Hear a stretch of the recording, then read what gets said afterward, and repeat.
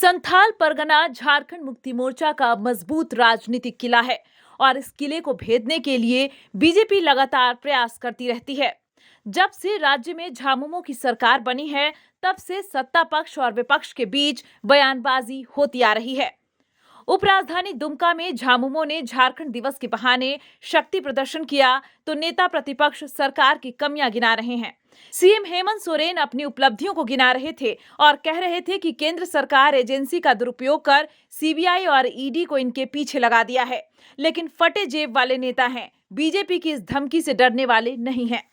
20 साल देख लिया, 20 साल में बड़ा चालाकी देखिए, इस राज्य के लोगों को बेवकूफ बनाने का षड्यंत्र देखो। सबसे पहले मुख्यमंत्री बना बाबूलाल मरांडी, लेकिन 1-2 साल में उसको उतार कर रखा था। फिर आए हमारे भाई दुर्रम खान, अर्जुन मंडल, वो भी 2-3 साल चलाए, उसको भी उठा के बैठा दिया।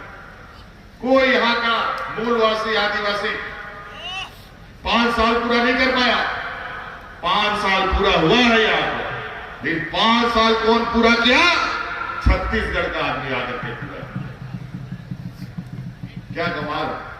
उसको अपना ही झारखंड के लोगों पर विश्वास नहीं है, तो हम पर क्या खास होगा।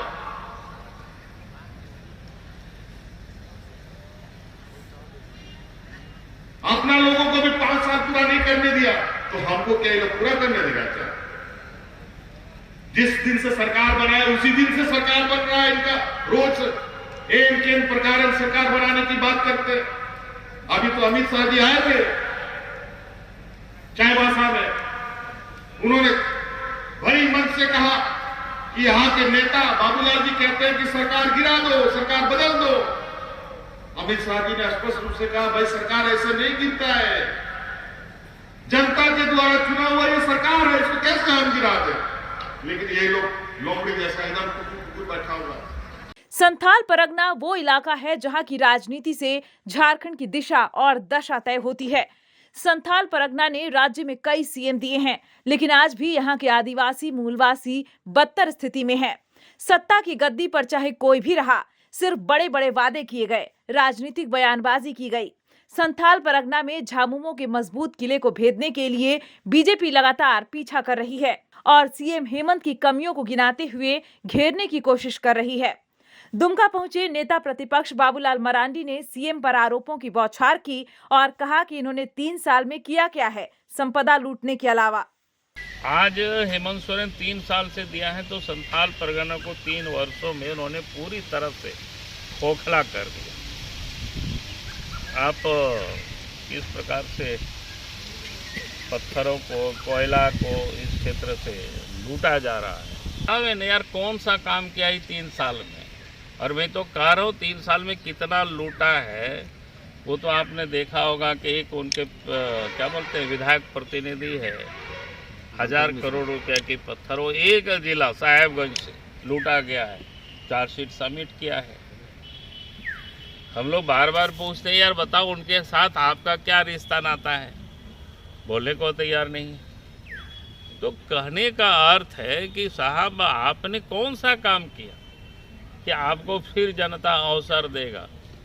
हेमंत सोरेन जी जो राजनीति कर रहे हैं, दूसरे के कंधों पर बंदूक रख करके वो राजनीति करना चाहते हैं। भाई आप झारखंड की धरती में बनाइए ना स्थानीय नियोजन नीति, आपके अधिकार के क्षेत्र में।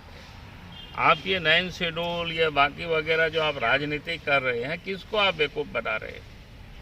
आपने 2021 में जो यहाँ पिछली सरकार ने जो नियोजन नीति बनाई तो उसको आपने समाप्त किया। आपने जो बनाया हाईकोर्ट लोग गया, हाईकोर्ट ने उसको निरस्त कर दिया। आज तो ना कोई नीति है ना कोई नियत है सरकार की साहब, बल्कि कई 1000 की जो वैकेंसियां निकली हुई थी 1 तारीख को उसको रद्द कर दी सरकार ने। बहरहाल दोनों दल के बीच सियासी घमासान जारी है। आरोप प्रत्यारोप का खुला खेल चल रहा है। ऐसे में इसका खामियाजा राज्य की जनता को भुगतना पड़ रहा है। शिक्षा और स्वास्थ्य को सुधारने की बात नहीं होती है, महंगाई पर नियंत्रण नहीं हो रहा है, लेकिन कुर्सी की बात जरूर हो रही है। नतीजतन झारखंड लगातार पिछड़ता जा रहा है। न्यूज़ विंग के लिए दुमका से विजय तिवारी की रिपोर्ट। इस नए साल में भी हमारा साथ होगा, दिलों में वही विश्वास होगा। है हमारा वादा, अब बनाए इंडिया को मजबूत ज्यादा। Wish you all a very, very happy new year. Delhi public